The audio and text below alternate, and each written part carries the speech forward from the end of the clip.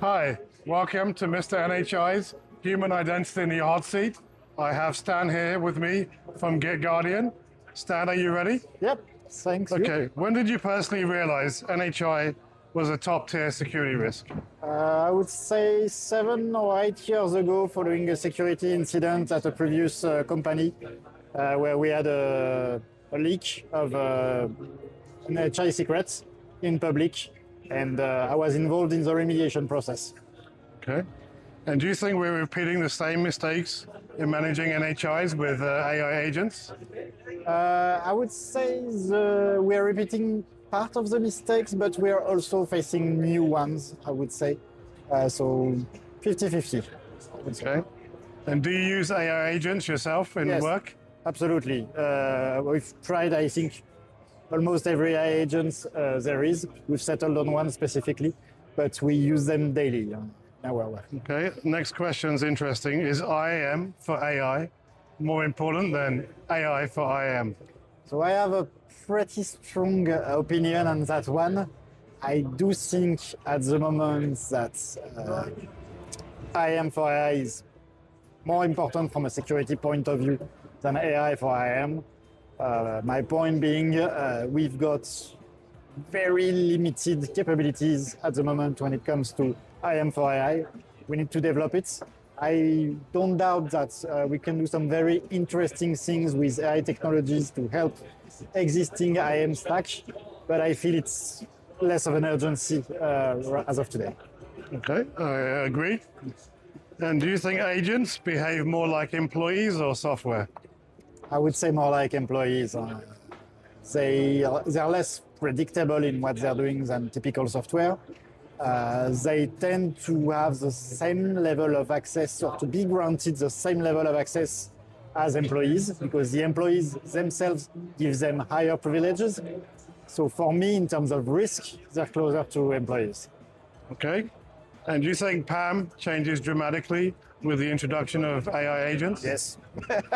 The older PAM models do not work for agents. The thing is, agents, they're not deterministic in their output. Their output will vary constantly. The level of permissions they're going to require will vary constantly. If you're using agents today, you know that sometimes they will require elevated permissions from you for a session, for a day.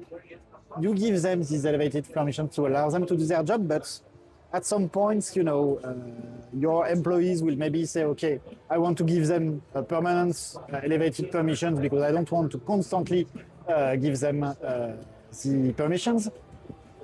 PAM models are not built for this currently, so we need to completely rewire the way we manage privileged access. Okay. And do you think it's possible to truly manage and govern AI agents? This one is a tricky one. I think it's possible to do much better than what we are doing currently.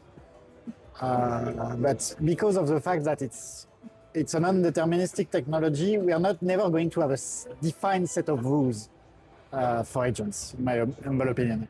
So we are probably going to want to move towards something like some sort of meta agent being the one overseeing the security of the other AI agents. We are not quite there yet, but it's definitely going to be an interesting journey, I think. Okay, and do you think agents will need proper background checks like humans? I would say, it depends on what you mean by proper background checks. You're never going to need, I would say, background checks per se on the agents, but you're going probably to want to have some kind of supply chain verifications on who's providing the agents. Are you sure that the agent code that you're executing is clear and the one that was provided by the supplier, and there was no supply chain attack to replace the agent by a rogue agent, let's say? This sort of things. Okay, and do you think organizations are putting time to market ahead of security controls? This one is easy. Yes. I don't think you will find a lot of people telling you that security controls are in place and properly implemented and we are not rushing here.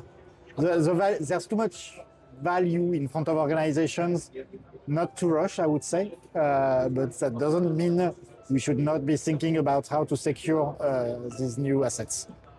Okay, and finally, my favorite question. Do you think AI agents would lead to mass unemployment?